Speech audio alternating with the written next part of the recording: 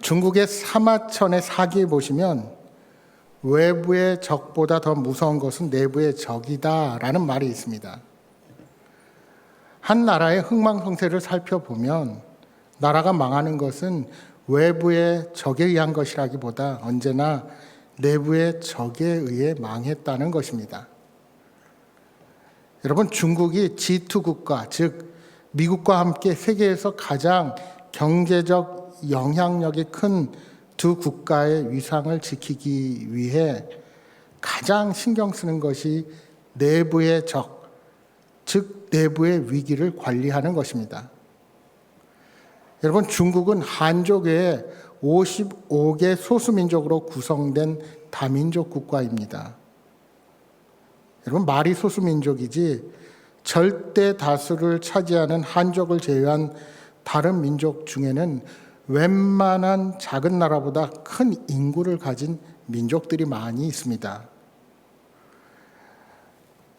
55개의 소수민족은 인구로는 중국의 10%가 채 안 되지만 이들이 살고 있는 면적으로는 중국 영토 60%를 차지하고 있습니다.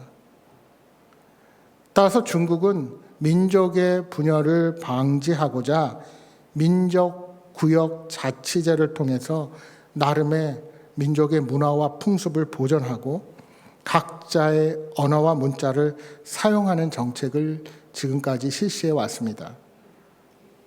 그럼에도 내부의 위기, 이 관리를 위한 공안 유지를 목적으로 이 개인정보 관리를 위해서 빅데이터를 사용하고 인공지능 AI 기술 장비를 도입하고 유지합니다. 그 예산이 무려 국방 예산보다 20%를 더 사용한다고 합니다.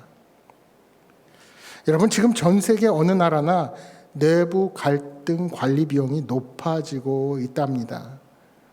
이는 그만큼 내부의 적이 무섭다는 것을 반증합니다. 그렇게 생각해 보면 오늘 우리나라의 상황은 어떠합니까? 그 어느 때보다 우리가 뉴스를 통해 접하는 현실은 갈등과 분열의 사회상입니다. 다민족 국가도 아닌 우리나라가 이렇게 갈등과 분열의 모습을 보이는 이유는 어디에 있을까요? 그것을 한두 가지 이유로 다 분석하지는 못할 것입니다. 그러나 분명한 것은 모두가 하나라는 의식보다 내 자신의 이익과 욕심을 이루기 위한 개인주의가 팽배한 현실 속에서 살아가고 있다는 것을 우리가 부인할 수는 없을 것입니다. 여러분은 위기의 상황일 때 엎친 데 덮친 격으로 내부적인 문제로 어려움을 겪었던 경험이 있으십니까? 느헤미야가 겪은 상황은 그야말로 설상가상이었습니다. 외부적인 위협과 회방에 맞서 힘을 다 썼고 어느 정도 기반이 잡힐 무렵 내부적인 해묵은 골마 터지는 문제가 생기게 된 것입니다. 이것은 단순히 경제적인 문제라기보다 하나님의 명령을 지키는 율법을 지키는 일과 관련이 되어 있었습니다. 오늘 본문에 등장하는 느헤미야의 문제 해결 방법은 새삼 그의 탁월한 리더십이 어떠한지를 우리에게 잘 보여줍니다. 여러분, 느헤미야 4장 말씀에 보시면 성벽을 중건하면서 밖으로부터의 많은 반대와 압력이 있었던 것을 우리가 보게 됩니다. 그럼에도 성벽 건축은 중단되지 않고 계속되었습니다. 한 손으로는 일을 하며 한 손에는 병기를 잡았습니다. 낮과 밤으로 서로 보초를 서가며 외부의 세력이 넘보지 못하도록 온 힘을 다 기울였습니다. 그런데 밖으로부터의 시련을 슬기롭게 극복하며 나아갈 때 그동안 쌓여가던 내부의 불만이 폭발하게 된 것입니다. 그 들리는 불만의 소리가 무엇입니까? 우리와 우리 자녀가 많으니 입에 풀칠이라도 하고 살아가려면 양식을 얻어먹고 살아야겠다. 또 어떤 이들은 울부짖으면서 이렇게 말합니다. 이 흉년에 배가 고파서 곡식을 얻느라 우리는 밭도 포도원도 집도 다 저당 잡혔다. 우리는 왕에게 세금을 낼 돈이 없어서 밭과 포도원을 잡히고 돈을 꿔야만 했다. 가장 생활의 기본이 되는 것을 내놓고 음식을 얻어야 하는 상황이 된 것입니다. 심지어는 이렇게 탄식합니다. 우리가 아들과 딸을 종으로 팔아야 한다니. 우리의 딸 가운데는 벌써 노예가 된 아이들도 있는데 밭과 포도원이 다 남의 것이 되어서 우리는 어떻게 손을 쓸 수도 없다. 이러한 이스라엘 백성들의 울부짖음과 탄식을 들은 느헤미야는 치밀어 오르는 분노를 참을 수가 없었습니다. 여러분, 이러한 소리를 듣고 화를 내지 않는 지도자라면 아마 그 백성들에게 사랑이 없거나 무관심하거나 아니면 무능력한 지도자일 것입니다. 느헤미야는 백성들의 이야기를 듣고 분노를 억누를 수가 없었습니다. 하지만 그의 리더십은 이러한 상황에서 빛을 발합니다. 본문 7절에 보시면 깊이 생각하고 귀족과 민장들을 꾸짖어 말합니다. 여기서 깊이 생각한다는 것은 이 일에 대하여 다시 하나님 앞에 무릎을 꿇고 기도했다는 의미입니다. 지금까지의 모든 문제를 해결해 주신 하나님께 지혜를 달라고 구한 것입니다. 여러분, 우리가 분을 낼 수는 있습니다. 그러나 그 분노와 그 분노의 감정을 잘 다스리고 깊이 묵상한 후에 대안을 제시할 수 있는 리더의 지혜가 우리에게 필요합니다. 이제 느헤미야는 그 원인을 파악합니다. 왜 그들이 이런 시련에 부딪히게 되었습니까? 많은 인구가 성벽 재건을 위해 예루살렘으로 몰려들게 되었습니다. 그러다 보니 자연적으로 성 안에 인구가 집중되었습니다. 식량 문제도 자연스럽게 발생합니다. 더군다나 일손이 성벽 재건에 다 집중되다 보니 농사를 짓는 사람의 숫자도 적어졌을 것입니다. 이때는 일은 하지만 외부에 반대하는 세력으로 인해서 한 손에는 창을 들고 방비하는 때였습니다. 또한 바사 제국 페르시아의 속국 처진 그들은 과도한 세금 징수로 밭과 포도원, 집도 저당 잡힌 사람들이 수두룩했습니다. 그런데 흉년까지 겹치니 일단 먹지도 못하는데 성벽의 재건이 우리에게 무슨 소용이 있느냐 하는 불만이 터져 나오게 된 것입니다. 이 심각한 위기의 상황에서 느헤미야는 이러한 일이 있게 된 원인을 냉철히 돌아보고 해결책을 강구하게 됩니다. 느헤미야가 내부의 상황을 파악하고 그 원인을 어떻게 진단하고 있습니까? 여러분, 참으로 아이러니한 것은 공동체의 위험이 닥치면 모두가 힘이 들고 어려운 것이 아니라 오히려 그것을 이용하여 더 큰 이득을 취하고 더 많은 재산을 축적하는 사람들이 반드시 생긴다는 것입니다. 여러분, 우리가 예전에 그 IMF 때를 생각하면서 그 고난을 생각하죠. 그런데 한편의 사람은 그 IMF를 이용해서 많은 재산을 축적하고 부를 소유한 사람들도 있습니다. 백성들 사이에 어려움에 처한 사람들에게 돈을 빌려주고 이자를 취하는 사람들이 반드시 있기 마련입니다. 그냥 빌려주는 것이 아니라 저당을 잡기도 합니다. 저당 잡힌 주택과 밭, 물건의 이자를 줄 형편이 못 되니 자신이 사랑하는 아들과 딸들이 종으로 팔려가게 된 일도 있었다는 사실을 알게 됩니다. 이처럼 어려운 시기를 이용하여 이자 놀이를 하고 돈을 갚지 못하는 자들의 자녀까지 노예를 삼는 그런 사람들을 느헤미야가 꾸짖고 있는 것입니다. 그리고 이 문제의 원인을 치료하고자 느헤미야는 하나님의 말씀으로 돌아갑니다. 여러분 9절 말씀을 다시 보십시오. 내가 또 이르기를 너희의 소행이 좋지 못하도다. 우리의 대적 이방 사람의 비방을 생각하고 우리 하나님을 경외하는 가운데 행할 것이 아니냐. 우리 하나님을 경외하는 가운데 행할 것이 아니냐. 그들의 문제는 하나님을 두려워하지 않는 것이었습니다. 동족을 상대로 고리대를 취하는 것은 율법이 금하는 일이었습니다. 레위기 25장 35절 이하 37절에 이렇게 말씀합니다. 내 형제가 가난하게 되어 빈손으로 내 곁에 있거든 너는 그를 도와 거류민이나 동거인처럼 너와 함께 생활하게 하되 너는 그에게 이자를 받지 말고 내 하나님을 경외하여 내 형제로 너와 함께 생활하게 할 것인즉 너는 그에게 이자를 위하여 돈을 구워주지 말고 이익을 위하여 내 양식을 구워주지 말라.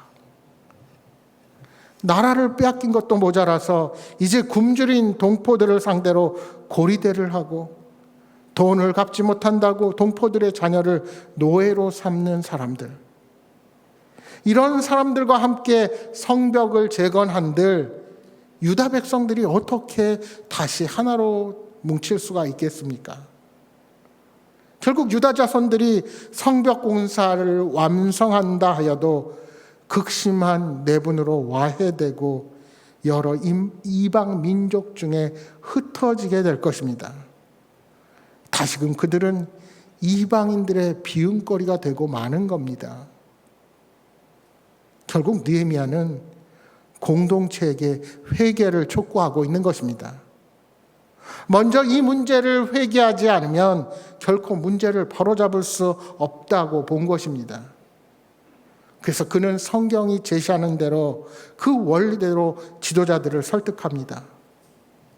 느헤미야는 먼저 자신이 솔선수범하여 돈과 곡식을 백성들에게 나눠주고 이자를 받지 않습니다. 그리고 그들에게도 그렇게 하라고 촉구합니다.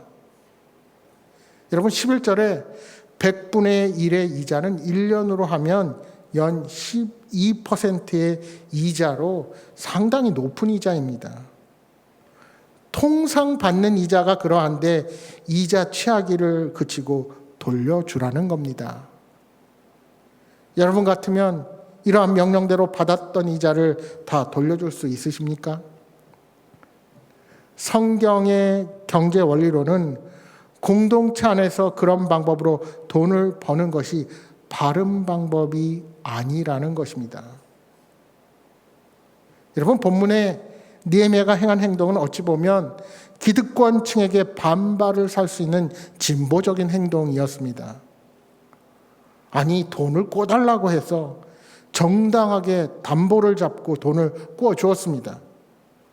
그리고 그들이 먼저 말해놓고 약속을 지키지 않아서 갚을 능력이 없어서 자신들이 취한 것인데 아니 약속은 본인이 안 지키고 돌려달라 합니다. 뭐가 잘못되었습니까? 약속대로 했을 뿐입니다. 그러나 하나님의 말씀이 성경이 그렇게 말씀하지 않는다는 것입니다. 느헤미야는 진정한 해결책은 성경에서 찾아야 한다는 사실을 확신한 것입니다. 여러분 가나안 백성들의 원성이 무엇입니까? 일단 먹어야 성벽의 재건도 흩어진 이스라엘 백성들의 마음도 하나로 모으지 않겠습니까? 자신들의 자녀는 팔려가는데 성벽을 재건해서는 무엇하며 어찌 그런 지도자들을 믿고 어떻게 그런 공동체와 함께할 수가 있겠습니까? 특히 오늘 본문에 보시면 이 내부의 문제를 해결할 때 느헤미야는 역사적인 중요한 단어를 사용하고 있습니다.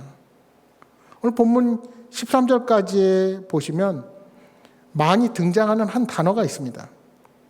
1절에 형제인 유다 사람들, 5절에 우리 형제의 육체와 같고 7절에 너희가 각각 형제에게 8절에 우리 형제 유다 사람들 너희 형제를 팔고자 하느냐 10절에 내 형제와 종자들 한마디로 말하면 하나님께서 아브라함을 통해 묶어주신 형제애가 그들에게 결여되어 있다는 것을 느헤미야가 지적하고 있는 것입니다. 무턱대고 종으로 팔려온 자를 돌려보내거나 사업을 다시 하도록 원금을 빌려주라는 말이 아닙니다. 여러분, 왜 모두가 힘을 모아서 예루살렘 성벽을 다시 재건합니까? 모두가 형제이기 때문이 아닙니까? 지금 빚지고 자녀를 노예로 보내고 고통 가운데 있는 사람들이 다른 사람이 아니라 우리의 형제요 자매라는 것입니다. 지금 내가 높은 이자를 취하고 얻게 된 이득으로 내 형제는 고통을 당하고 있는 것입니다. 지금 빚을 못 갚아서 노예로 팔려온 소년과 소녀, 몸값을 받고 이방 사람들에게 팔려가는 아이들이 내 형제의 자식이라는 겁니다. 이러한 느헤미야의 호소 앞에 그들은 하나님의 말씀에 따라 명령을 수행하게 되는 겁니다. 그들은 자신의 행동에 대해 회개합니다. 12절을 보시면 이렇게 말하죠. 우리가 당신의 말씀대로 행하여 돌려보내고 그들에게서 아무것도 요구하지 아니하리이다. 백성들은 이제 그 문제가 자신들이 형제를 돌보지 않았던 잘못이었다는 사실을 깊이 깨닫게 됩니다. 그리고 이제 느헤미야의 요구대로 모두 따랐습니다. 그러자 그 커다란 내부의 문제는 치료되기 시작하는 겁니다. 여러분, 오늘날 빈익빈 부익부의 현상이 가중되면서 사회가 많은 혼란과 갈등 가운데 있습니다. 여러분, 분명 나라는 더 잘 살게 되었는데, 부자도 많아졌는데 여전히 빈곤층, 가난한 자들의 문제는 해결하기 쉽지가 않습니다. 한국이 세계 경제 대국의 반열 안에 들어간다 하지만 점점 더 가진 사람과 가지지 못한 사람의 격차는 커져만 갑니다. 여러분, 이것은 비단 우리나라만의 이야기가 아닙니다. 다민족 국가인 미국에서 겪는 갈등 중에 하나가 가난한 백인들의 문제입니다. 마치 자신들이 못 살게 된 것이 불법 이민자들이 자신들의 자리를 빼앗은 탓이라고 생각하면서 이민 정책을 부정적으로 대하게 되는 것입니다. 여러분, 생각해 보면 미국에 이민자 아닌 사람이 어디 있습니까? 미국의 원래 사람들은 아메리칸 인디언밖에 없습니다. 그런데 예수를 믿는 백인 안에서도 그런 이야기가 나옵니다. 뿐만 아니라 LA나 샌프란시스코 등의 대도시에 마약과 알코올로 중독된 홈리스들이 텐트를 치고 생활하면서 골칫거리가 된 지 오래입니다. 이렇게 풍요로운 나라의 이면에 어두운 이웃들의 아픔을 보게 됩니다. 여러분, 분명 사회주의와 공산주의가 이러한 답이 될 수 없다는 것을 우리는 수많은 나라와 지나온 역사를 통해 보았습니다. 하지만 자유민주 체계가 아무리 더 나은 제도라 하여도 이렇게 철저하게 승자의 원칙이 적용되어서는 안 된다는 것입니다. 시장의 참여자들이 지나친 무절제와 탐욕으로 최상위 계층의 몇 프로만 경제 성장의 열매를 대부분 차지하는 이러한 승자 독식이 보편화되면 사회 양극화는 더 심해지고 부의 쏠림 현상도 더욱 커지게 될 것입니다. 여러분, 많은 사람들이 보편적 복지를 말씀하시는데요. 그러려면 정말로 부자들이 저 북유럽 국가처럼 많은 것을 내놓아야 합니다. 근데 모습은 서유럽 국가를 따라 있으면서 복지 정책을 그렇게 균등하게 나눈다? 절대로 이 문제는 해결될 수 없습니다. 연약한 서민들은 거의 집값과 맞먹는 전세를 해결할 수 없어서 늘 빚 가운데 허덕이며 살아갑니다. 이 정도 하면 내 집 장만하겠지. 그런데 어느 순간 아파트 값이 올라버리고 나는 한 30% 적게 가졌는데 집은 영원히 갖지 못하든지 내 집터를 버리고 다른 곳으로 이사 가야 하나? 아무리 시장제도를 바꾸어도 돈 가진 사람들이 부동산으로 차익을 벌고 아파트 값을 올리는 동안 힘없고 연약한 자들은 점점 더 어려운 환경에 처하게 되는 겁니다.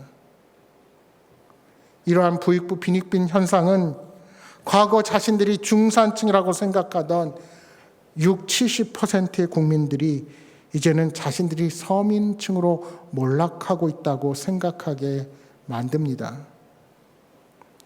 사회의 경제 부정의가 더 만연해가고 결국 그 결과로 공동체 의식이 결핍되어 가는 것입니다. 여러분 부탁합니다. 물론 우리 교회 안에는 돈을 많이 가진 부자가 없어서 그런 일은 없지만 기독교인만큼은 땀 안 흘리고 연약한 자들의 돈을 착취하여 돈을 버는 일은 하지 말아야 합니다. 부동산 가격이 올라가 누군가는 어려움을 당하는데 그것으로 이익을 보고 나서 하나님께 복받았다 그런 말 함부로 하지 마십시오. 엄연히 성경적으로 말하면 그것이 하나님이 주신 복인지 세상이 주는 잠시 잠깐의 기쁨인지 성경은 너무나도 분명하게 말씀하고 있습니다. 결국 이 사회를 바라보면 우리 안에 형제애가 사라진 것입니다. 우리 모두가 한 형제요 가족이라는 의식, 우리 민족이 한 동포라는 의식이 오늘날 무너져 버렸습니다. 어떤 목사님이 다른 교회 부흥 강사로 설교하러 가셨다가 예배를 마치고 그 교회 장로님의 외제차를 타고 식사를 하러 가셨답니다.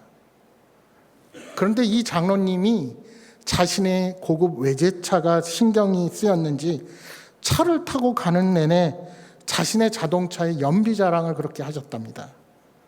자신은 외제차라서 타는 것이 아니라 이 차가 연비가 좋아서 이 차를 탄다는 것입니다.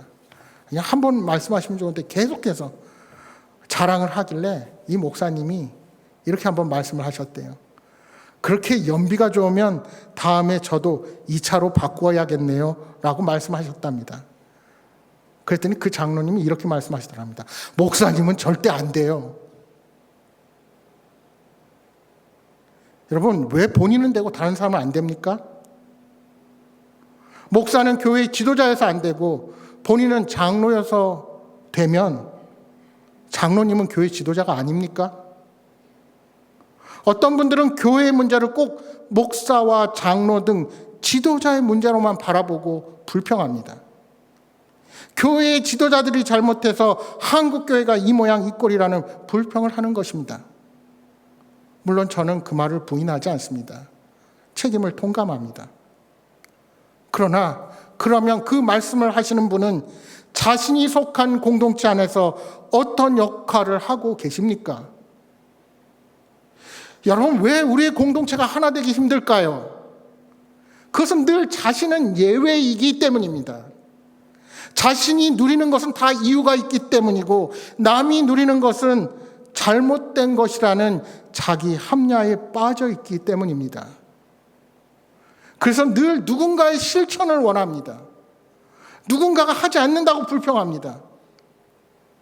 누군가가 특권을 내려놓으면 박수치고 좋아하지만 정작 자기 자신이 한 것은 한 가지도 내려놓지 못하고 자신은 하나도 변화되지 못하는 것입니다.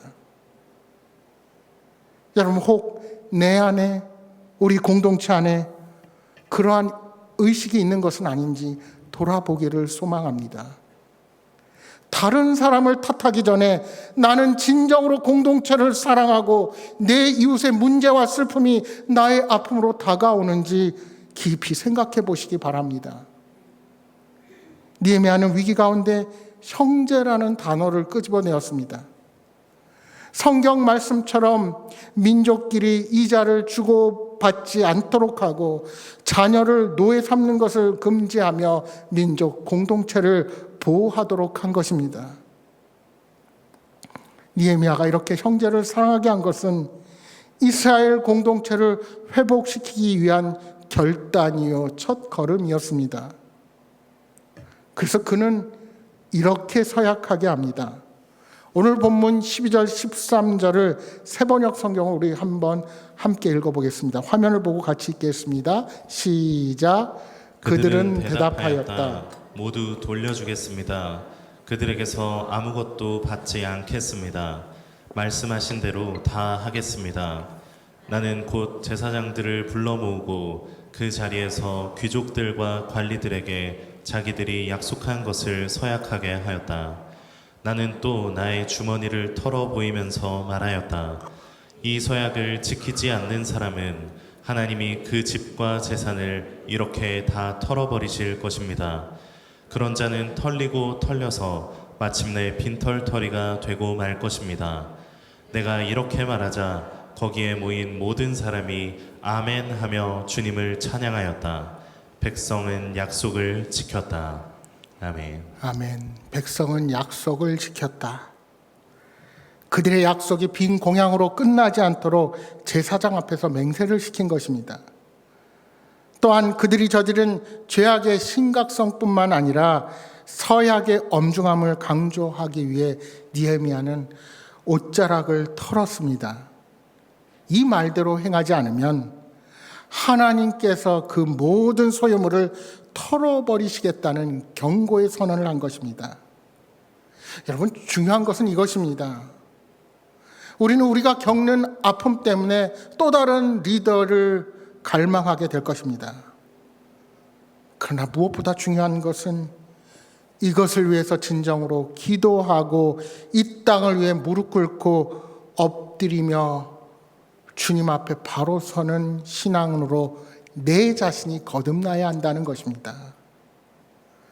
동시에 우리는 먼저 하나님의 말씀이 무엇인지 생각하고 그 말씀에 순종을 결단해야 합니다. 유다 백성들이 공동체를 한 형제로 생각하고 잘못을 돌이켰던 것처럼 우리들도 서로를 돌아보지 못하고 형제 자매의 아픔을 내 아픔으로 보지 못했던 지난날의 잘못을 돌이켜야 하는 것입니다. 여러분, 우리들의 신앙과 삶은 별개가 아닙니다. 하나님의 긍휼의 마음을 백성들을 통해 알게 되었다면 그것으로 그칠 것이 아니라 직접 하나씩 하나씩 실천할 수 있어야 하는 것입니다. 느헤미야는 성벽 공사로 인한 백성들의 그 부역이 중하다는 사실을 알았기에 또 다른 짐을 백성들에게 지우지 않았던 것입니다. 여러분, 지도자는 백성들의 마음을 생각할 수 있어야 합니다. 전체를 위하여 자신의 이기심과 욕심을 내려놓을 때 그 공동체는 분명 건강해질 것입니다. 특히 우리의 교회가 이 땅 가운데 하나님 나라를 세워가는 것은 결코 쉬운 일이 아닙니다. 많은 대적들의 방해와 핍박을 우리는 감수해야 합니다. 공동체의 이익을 위해 때로는 개인의 유익을 희생해야 할 때도 있습니다. 거기에다 우리가 살아가는 이 세상 자체가 결코 녹록지 않습니다. 그래서 어떤 사람들은 영적 삶을 하나의 전투로 비유하기도 하죠. 그만큼 세상을 살아간다는 일이 매우 힘듭니다. 열심히 수고하고 노력해도 경제적으로 궁핍한 생활에서 벗어나지 못하는 사람들도 많이 있습니다. 그러므로 고생과 수고로 지친 사람들 중에는 세상을 원망하고 하나님을 원망하는 사람들도 분명 있을 것입니다. 그러나 여러분, 어떠한 상황 속에서도 우리 하나님은 우리의 고생과 수고를 감찰하고 계시다는 사실을 기억하시기 바랍니다. 먼저 하나님 앞에 정직하십시오. 내게 오늘 주어진 것이 내 것인지, 하나님이 잠시 맡기신 것인지 분명하게 고백할 수 있다면 물질 때문에 하나님 앞에서 시험받는 일은 없을 것입니다. 여러분, 없다고 하나님께 드릴 것이 없는 것이 아니라 드리지 않기에 더 주어지지 않을 수 있음도 우리는 늘 명심하며 살아가야 합니다. 요즘 유튜브에 보면 뭐 11조는 구약의 것이고 옛날 것이고 아주 잘난 척하면서 말씀하시는 분들이 있습니다. 여러분, 그런 말을 보기 전에 오늘 내게 주신 하나님의 은혜가 얼마나 큰지를 생각해 보십시오. 그리고 나서 내게 맡겨주신 가족과 교회 공동체에서 나는 무엇으로 기여하고 있는가를 돌아보시기 바랍니다. 여러분, 부모와 자식 간에도 물질을 가지고 인색하게 하거나 상처를 주고받는 일이 없기를 소망합니다. 여러분, 이거 부모도 마찬가지입니다. 자녀만의 문제가 아닙니다. 우리가 서로 공동체를 위하여 격려할 때 하나님은 느헤미야와 같은 지혜와 결단력을 주시며 서로 솔선수범하는 가운데 우리의 공동체를 통하여 하나님이 예비하신 놀라운 일들을 감당하게 하실 것입니다. 오늘 이곳에 함께한 우리 모두는 형제입니까? 우리는 하나님께서 허락하신 행복한 교회 공동체입니다. 오늘 이 소중한 공동체를 우리에게 허락하신 하나님께 감사하며 주님께서 기뻐하시는 아름다운 행복한 공동체를 만들어 가시기를 주님의 이름으로 축복합니다.